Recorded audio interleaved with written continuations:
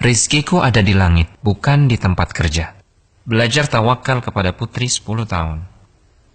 Hatim Al-Asam rahimahullahu ta'ala, salah seorang ulama besar kaum muslimin, teladan kesederhanaan dan tawakal. Hatim rahimahullah suatu hari berkata kepada istri dan 9 putrinya, bahwa ia akan pergi untuk menuntut ilmu. Istri dan putri-putrinya keberatan, karena siapa yang akan memberi mereka makan?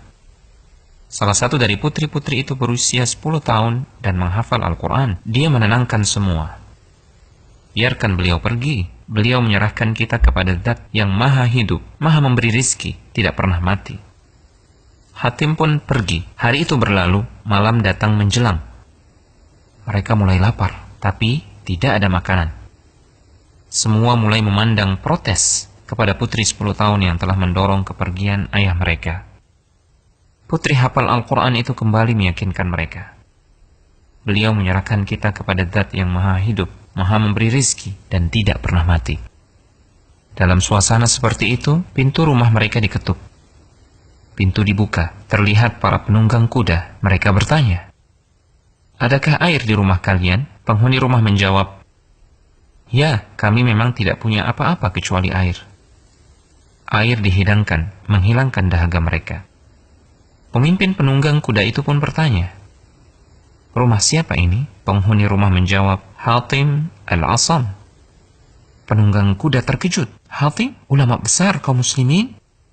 Penunggang kuda itu mengeluarkan sebuah kantong berisi uang dan dilemparkan ke dalam rumah.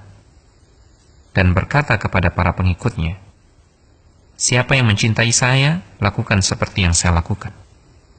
Para penunggang kuda lainnya pun melemparkan kantong-kantong mereka yang berisi uang. Sampai pintu rumah sulit ditutup karena banyaknya kantong-kantong uang. Mereka kemudian pergi.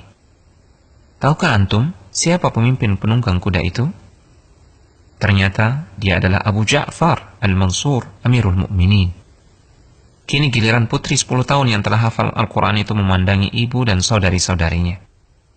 Dia memberikan pelajaran akidah yang sangat mahal sambil menangis. Dia berkata, "Jika satu pandangan makhluk bisa mencukupi kita, maka bagaimana jika yang memandang kita adalah Al-Khaliq?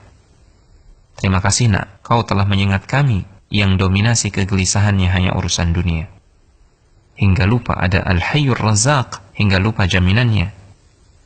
Dan di langitlah rizki kalian, bukan di pekerjaan, bukan di bank, bukan di kebun, bukan di toko, tapi di langit.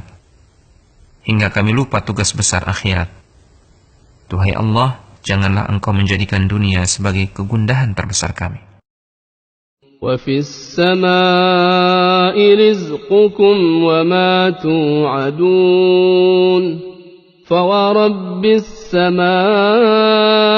وَالْأَرْضِ إِنَّهُ لَحَقٌّ مِثْلَ مَا أَنَّكُمْ تَنطِقُونَ